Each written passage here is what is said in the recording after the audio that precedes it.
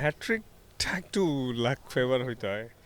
হয়তো হ্যাঁ, একটু আক্ষেপ লাগছিল যে ওই বলটা মানে আরেকটু উপরে যদি করতাম তাহলে আরেকটু চান্স, বেটার চান্স ক্রিয়েট হইতো। চেষ্টাও করেছিলাম। আসলে পুরান বল তো রিভার্স করছিল, তো একটু লেনটা পিছে হয়ে গিয়েছিল। বাট এনিওয়ে, আলহামদুলিল্লাহ ফর এভরিথিং, সিরিজ জিতেছি। সিরিজ জিতার পিছনে একটু ছোট কন্ট্রিবিউশন আছে, এটাই সব থেকে বড় পাওয়া। অনেকেই বলে যে আপনি বাংলাদেশের পেস বোলিং ইউনিটের নেতা, আপনি আছেন, ফিজ আছেন, ওভার দ্য ইয়ার্স বাংলাদেশের এই বোলাররা খুব ভালো পারফরমেন্স করছে, আমরা তাকিয়ে থাকতাম স্পিনাররা কবে আমাদের মিরপুরে জেতাবে, কিন্তু এখন আমাদের পেসাররা জেতায়। নেতা হওয়া কি একটু কঠিন নাকি?